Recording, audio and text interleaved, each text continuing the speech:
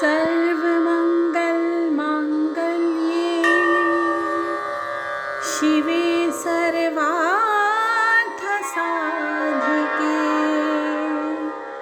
शरण्ये त्र्यम्बके गौरी नारायणी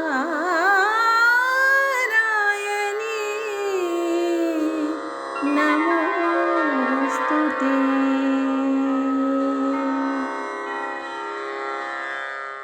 जय माँ इंद्राक्षी, जय अम्बे। इंद्राक्षी धाम में दर्शकों आप सभी का हम हार्दिक स्वागत करते हैं। आज है श्री अष्टमी। भगवती जगत जननी की पूजा सभी साधक लोग बहुत अच्छे से कर रहे हैं और जो साधक गायत्री के लघु अनुष्ठान से जुड़े हैं उनके ऊपर भी भगवती की असीम अनुकंपा ही है, जिनकी कृपा से आपका अनुष्ठान ये चल रहा है। अष्टमी में हम कन्या पूजन करते हैं, कुछ लोग नवमी में कन्या पूजन करते हैं। तो आइए कन्या पूजन का रहस्य और अनेकों चीज़ें अष्टमी के बारे में आज हम चर्चा करते हैं। पहले आज का हम देख लेते हैं पंचांग। 5 अप्रैल सन 2025, दिन शनिवार, संवत 2082, चैत्र मास शुक्ल पक्ष, तिथि आज है श्री अष्टमी, नक्षत्र पुनर्वसु, राहु काल 9 से 10:30 बजे और दिशा शूल है आज पूर्व दिशा। अब देखिएगा, हर महीने भगवती की पूजा करने का हमें सुंदर अवसर प्राप्त होता है अष्टमी में। यूँ तो जगत जननी की क्षण क्षण हमें हर पल पूजा करनी चाहिए, लेकिन अनेकों साधक प्रति महीने अष्टमी का व्रत रखते हुए भगवती जगदम्बा की उपासना करते हैं। तो आज नवरात्र की ये अष्टमी और अधिक महत्वपूर्ण हो जाती है। अष्टभुजाओं वाली भगवती दुर्गा अष्टमी में सभी साधकों का कल्याण करें। अब इसमें सबसे पहली बात, जो अष्टमी जिनके घर में अष्टमी होती आ रही है, जो हमेशा अष्टमी में ही कन्या पूजन आदि करते हैं, तो कन्या पूजन में हमें विशेष कुछ बातों का ध्यान रखना चाहिए कि वो कन्याएं नहीं हैं, वो भगवती का बाल स्वरूप हैं। अर्थात आपके घर में भगवती बाल स्वरूप में आकर के विराजमान हो रही हैं, इसलिए पूर्ण मन से, पूर्व आस्था के साथ जगत जननी जगदम्बा का स्वरूप समझते हुए उनका हम पूजन करें। हमारे सनातन धर्म में चाहे छोटे अनुष्ठान हो या बड़े अनुष्ठान हो, उसमें कन्या पूजन की बात बहुत बड़ी कही गई है। कोई अनुष्ठान ऐसा है ही नहीं जिसमें कन्या पूजन ना बताया गया हो। कन्या हमारे यहाँ पूजनीय हैं। कन्या वंशवर्धन करती हैं। कन्याओं का शुभ आशीष जिस परिवार पर होता है, जिस कुल पर होता है, वो कुल आनंदित हो जाता है। जिन परिवारों में कन्याओं में भेदभाव किया जाता है, पुरुषों में और कन्याओं में, यानी कि लड़कों में और कन्याओं में भेदभाव किया जाता है, वहाँ श्री संपदा धीरे धीरे नष्ट हो जाती है। इसलिए ध्यान रखें, कन्यादान को सर्वोपरि माना गया है। और जो कन्यादान जब दिया जाता है तो कन्यादान का मतलब ये नहीं है कि उस कन्या से अब मतलब नहीं है। माँ बाप जीवन भर उस कन्या से प्रेम करते हैं और करना भी चाहिए। इसलिए ध्यान रखें, महिलाओं का मान सम्मान, कन्याओं का मान सम्मान जब ही मायने में आता है जब हम अच्छे से अपने अंदर के मन से ये मान सम्मान प्रस्तुत करें। नवरात्र की इस बेला में हम कन्याओं पूजन के साथ साथ जीवन भर के लिए संकल्प उठावें कि हम कन्याओं के प्रति एक बहुत सुंदर आस्था रखेंगे। हम अपनी बहन बेटियों के प्रति, आस पड़ोस की बहन बेटियों के प्रति, हम सभी के प्रति एक बहुत सुंदर आस्था रखेंगे, मान सम्मान रखेंगे। तभी समझ लेना कि नवरात्र की अष्टमी के पूजन का महत्व हमें समझ आया है। ये नहीं कि अष्टमी में हम कन्याओं को वरीयता दें और अष्टमी या नवमी निकलते ही हम भूल जाएं इस महत्व को। ये बेटे ध्यान रखना। इसलिए कन्या पढ़ाओ, कन्या बचाओ। आप देख रहे हैं कितना जोर भारतीय गवर्नमेंट भी लगा रही है। तो कन्याओं का तो महत्व ही निराला है। खैर, बहुत अच्छे से कन्याओं को जो हम भोजन परोसें, जो उनको नैवेद्य भोग अर्पण करें, वो बिल्कुल भी बाजारू नहीं होना चाहिए। बहुत लोग बिस्किट का भोग लगाते हैं, कोल्ड ड्रिंक का भोग लगाते हैं, चॉकलेट देते हैं। नहीं साहब, ये ध्यान रखें, ये भगवती इसे ग्रहण नहीं करती हैं। आप घर में हलवा बनाएं, पूरी बनाएं, खीर बनाएं, घर के मिष्ठानों का ही भोग भगवती को अर्पण करें। एक थाली में ठावड़ी लगा लें। अगर 8 कन्याएं हैं तो 2 पूरियों पर मिष्ठान हलवा रख लें। अलग से जो आपने खीर वगैरह बनाई है सारी रखें। पहले जगत जननी जगदम्बा को जाकर के भोग अर्पण करें। उसके बाद कन्याओं को भोग अर्पण करना है। और अर्पण करने से पहले सभी के पैर धुलावें, पूँछें तौलिया से साफ करें। उसके बाद उनके मस्तक पर चंदन का दिठौना लगावें, गोल बिंदी लगावें। और गोल बिंदी लगाने के साथ साथ फिर आप उनको प्रसन्न मुद्रा में पूर्व उत्तर की तरफ बिठा करके प्रसन्न मुख होकर के, प्रसन्न चित्त होकर के आप उनको जो भी भोग आपने बनाया है वो उनको अर्पण करें। उसके बाद जब कन्याएं बाल स्वरूपा भगवती भोजन ले लें, नैवेद्य जो आपने अर्पण किया है, उसके बाद फिर आप जो भी उन्हें अपनी तरफ से कुछ देना चाहते हैं, जो भी है आप घर परिवारों में सब में जो लाते हैं वो आप दे सकते हैं। लेकिन भोजन के समय जब नैवेद्य का भोग लग रहा हो तब नहीं साहब, ये ध्यान रखें।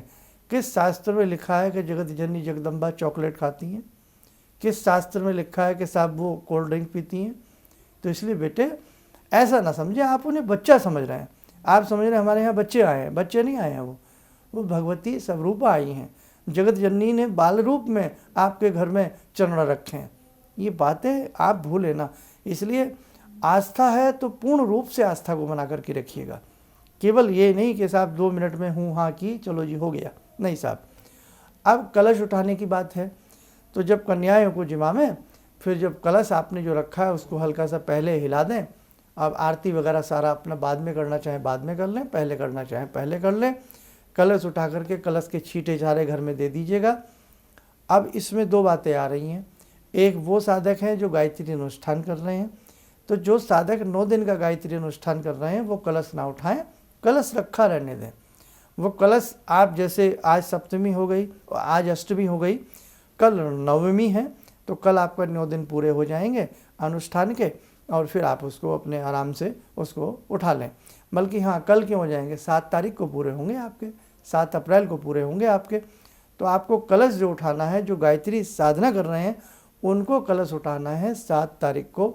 7 अप्रैल को आपके 9 दिन पूरे होते हैं और 8वें दिन आपको यज्ञ करना है। इसलिए मंडे के सुबह के कार्यक्रम में हम यज्ञ की एक सरल पद्धति आपको बता देंगे। आप स्वयं यज्ञ कर सकते हैं और यदि ब्राह्मण द्वारा करवा लें, किसी आचार्य जी को ले आए तो अति उत्तम है। ये बातें जाएंगी सोमवार पर। अब ध्यान रखें, कलश समझ में आ गया। जो गायत्री साधक हैं, गायत्री साधना कर रहे हैं, वो कलश अपना उठाएंगे हवन वाले दिन, हवन वाले दिन। समझ में बात आ गई। और जो केवल दुर्गा सप्तशती पढ़ रहे हैं या केवल चैत्रीय नवरात्र मना रहे हैं, वो अपना अष्टमी में, जो अष्टमी करते हैं अष्टमी में कलश उठ जाता है, जो नवमी करते हैं नवमी में कलश उठ जाता है। बस इतनी सी बात है, इसको ज़रा गौर से सुनिएगा। अब दूसरी बात, नारियल आपने रखा है, यही नारियल आप अपना फोड़ करके प्रसाद रूपेण बांट सकते हैं। आ गई बात समझ में। अब इसके आगे बढ़ें। कढ़ाई पूजन हमने आपको पहले ही बता दिया था। जब कढ़ाई में जिसमें हलवा बनता है वो कढ़ाई भी पूजनीय हो जाती है। जिस पात्र में जगत जननी जगदम्बा के लिए नैवेद्य तैयार किया जाता हो वो पात्र भी भाग्यशाली होता है। इसलिए उस पात्र को चंदन का तिलक लगाया जाता है और उसके जो कुंडे होते हैं पकड़ने के, उस पर हल्की सी मोली खमनी बांधी जाती है, ताकि शुद्धतम तरीके से शुद्धतम पदार्थ हमने भगवती को बना करके अर्पण किया है। उसके बाद यदि आपने खेतरी भी बीजी है तो थोड़ी थोड़ी खेतरी सभी देवी देवताओं के स्वरूप को अर्पण कर दें, और बाकी थोड़ी खेतरी आप किसी मंदिर में राम जी को जाकर के, श्याम जी को जाकर के, भगवती दुर्गा को जाकर के वो खेतरी आप अर्पण कर दें। बाकी अपने बच्चों की पुस्तकों में रखें, खेत खलियान में थोड़ा थोड़ा उसको रख दें। ऐसे ही कलश का जल है सारे घर में छिड़क दें, छींटे मारें। जो घर में कोई रोगी हो, परेशान ज़्यादा रहता है, उसको भी छींटा लगावें। लैट्रिन बाथरूम को छोड़ करके छींटा देवें, अशुद्ध स्थानों पर छींटा ना दें। बाकी अपने खेत में, खलियान में, पशुशाला में, हर जगह आप अपने अच्छे से छींटा दीजिएगा, ठीक है। तो ये विधान है। और बाकी और भी कुछ चर्चाएं आपके सामने करते हैं। तो आइए, समय हो चला है आज जगत जननी भगवती के स्वरूप महागौरी से जुड़ने का, और इस महागौरी के स्वरूप से जुड़ने के उपरांत हम आपको भोग भी बताएंगे। ॐ सिन्दूरारुणविग्रहां त्रिनयनां माणिक्यमूलस्फुरात् स्तारानायकशेखरं स्मितमुखी बापेन वक्षोरुवां पाणिभ्यामलपूर्णरत्नचषकां रत्नोत्परां बिभ्रति सौम्यां रत्नगटस्थरक्तचरणां ध्यायेत्पराम् अम्बिकां खड्गं चक्रगदेषु चापपरिगान् शूलम्बुशोण्डिं शिरा शङ्खं संदधतीं करे स्त्रीनयनां सर्वाङ्गभूषावृतां नीलासमद्युतिमास्य पाददशकां सेवे महाकालिकां यामास्तो स्वपितैहरो कमलजो हन्तुं मधुं कैटवं विद्युद्दामसमप्रभां मृगपते स्कन्दस्थितां भीषणां कन्या विहकरवालखेटविलसा धस्ताविरासेवितां हस्तेश्चक्रगदाशिखेटविशिखां चापं गुणं तर्जनीं बिभ्राणामलिलात्मिकां शशिधरां दुर्गां त्रिनेत्रां भजे। कवच बना लें, ध्यान करें, जगत जननी का शुभ आशीष हम सबके ऊपर बरस रहा है।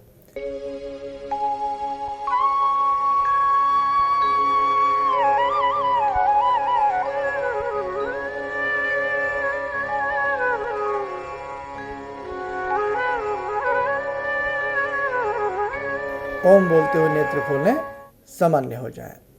अब आज का भोग नोट कर लें और कल का भोग नोट कर लें, और जो दुर्गा सप्तशती में सोच रहे हैं हमारे पाठ पूरे हो गए, अब हम क्या करें वो भी नोट करें। आज अष्टमी तिथि का नवरात्र है। आज के दिन माँ महागौरी का पूजन किया जाता है। पाठ में गायत्री मंत्र, निवारण मंत्र अधिक से अधिक करें। भोग में नारिकेल का भोग लगाएं। नारियल का भोग भगवती को अति प्रिय है। लगे हाथ कल का भी नोट करें। कल नवमी तिथि का नवरात्र रहेगा और भगवती का नवमी तिथि का नवरात्र जो स्वरूप होता है वो होता है माँ सिद्धिदात्री। पाठ वही गायत्री मंत्र, निवारण मंत्र अधिक करें। और भोग में धान का लावा भगवती को अर्पण किया जाता है। किस तिथि में? नवमी तिथि में। ठीक है, क्लियर होंगी सारी बातें। और नवमी तक ही ये सारी चीज़ें चलती हैं। और बाकी चलते चलते इतने कहूँगा, हमारे जितने भी गायत्री साधक हैं बहुत हिम्मत से, प्रेम से आप गायत्री मंत्र जप रहे हैं। ऐसे भी आप में से बहुत हैं जो फर्स्ट टाइम जिन्होंने गायत्री मंत्र को जपा है। ऐसे भी बहुत हैं जिन्होंने फर्स्ट टाइम इस प्रकार के किसी अनुष्ठान में भाग लिया है। तो वास्तव में न आपने ये भाग लिया है, न हमने आपको उकसाया है। ये जगत जननी जगदम्बा भगवती गायत्री की कृपा है कि जिन्होंने आपको अपनी शरण में लिया है। जब भगवान जिसको चाहते हैं अपनी शरण में ले आते हैं और वो पालनहार उसको तार देते हैं। और जब भगवान चाहते हैं, आप हमारे कर्म ऐसे होते हैं तो वो हमें त्याग भी देते हैं। इसलिए ध्यान रखना, आप बहुत भाग्यशाली हैं। आपको भगवान ने चुना है, भगवती जगत जननी गायत्री ने आपको चुना है। इसलिए ध्यान रखना, उन्होंने यदि आपको सिलेक्ट किया है तो आप उनकी निगाह में, उनकी नज़र में अपने पाठ को और बढ़ चढ़ करके कीजिएगा, बहुत अच्छे से कीजिएगा। क्योंकि जिस चीज़ को भगवान स्वयं चुनते हैं वो चीज़ बहुत कीमती होती है। तो आप बहुमूल्य हैं, आप बहुत कीमती हैं। ऐसे ही अच्छे से बेटे, 1-2 दिन की बात है, अपने अनुष्ठान को पूर्ण कर लीजिएगा। जीवन में आनंद ज़रूर आएगा। इसके बाद की और चर्चाएं आगामी अंकों में हम आपके संग करते रहेंगे। चलिएगा, आप सब लोग स्वस्थ रहें, सुखी रहें। इन्हीं शुभकामनाओं के साथ हम अपनी वाणी को विराम देते हैं। जय जय अम्बे। भगवान से जुड़ो, और भगवान को से जुड़ने का जरिया आपने बताया, बहुत अच्छा लगा, बहुत धन्यवाद। और सनातन धर्म को जिंदा रखने के लिए आप जो प्रयास कर रहे हैं बहुत सराहनीय है। हम लोग को मौका मिला है, हम लोग भाग्यशाली हैं जो आपके करीब आने का हम लोग को मौका मिला है। किसी भी समस्या के समाधान के लिए मिले प्रसिद्ध हस्तरेखा एवं वास्तु विशेषज्ञ प्रोफेसर धर्मेंद्र शर्मा जी से। नोट: शिविर में भाग लेने हेतु एवं व्यक्तिगत रूप से मिलने के लिए कॉल करने का समय सुबह 10 बजे से शाम 6 बजे तक। हमारे विभिन्न ज्ञानवर्धक कार्यक्रम देखने के लिए आप हमें अभी सब्सक्राइब करें, बेल आइकन को प्रेस करें ताकि आप देख सकें हमारा कार्यक्रम सबसे पहले। और अधिक जानकारी के लिए फेसबुक पेज को लाइक करना न भूलें।